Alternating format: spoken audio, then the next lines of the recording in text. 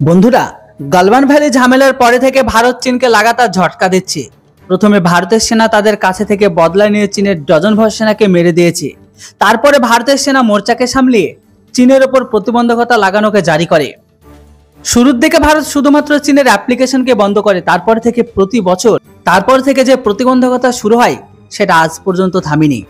হোক চীনের খেলনা, ইলেকট্রনিক ডিভাইস বা স্মার্টফোন, সবকিছুর ওপর প্রতিবন্ধকতাকে লাগিয়ে দিয়েছে ভারত।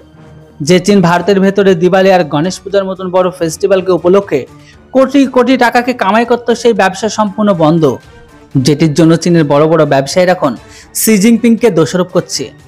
এখন তো ভারত সরকার সেই সিদ্ধান্তকে নিয়ে নিয়েছে, যেটিকে দেখে চীনের জনতারও চিল্লিয়ে উঠবে। কেননা প্রথম থেকে চীন বিশ্বের সমস্ত দেশে প্রতিবন্ধকতা লেগে আছে। এখন এই কাজটি ভারত সরকার আরো করতে যাচ্ছে বেশি করে। হ্যাঁ বন্ধুরা, এখানে কথা হচ্ছে ভারতের তরফ থেকে চীনকে দেওয়া ভিআইপি ভিসাকে নিয়ে।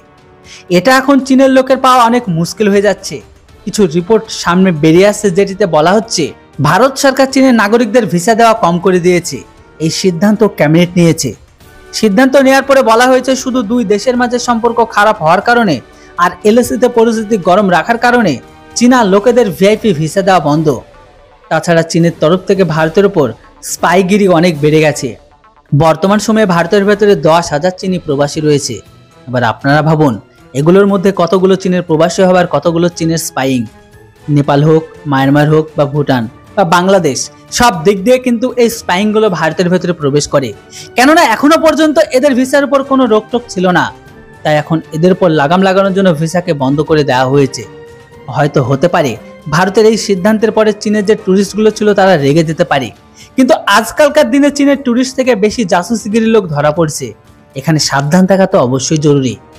মিডিয়া রিপোর্টস অনুসারে সাল 2019-এ গালওয়ান ঘটনার পরে থেকে 2 লাখ চীনের নাগরিককে ভারত ভিসা দিয়েছিল, কিন্তু সেই ঘটনার পর থেকে আস্তে আস্তে চীনের নাগরিকদের ভিসা দেওয়া প্রসেস বন্ধ করে দেয়।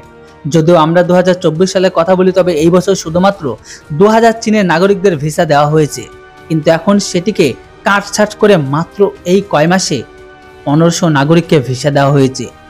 সামনের দিনে এই সংখ্যাটা আরো কম করে দেওয়া হবে।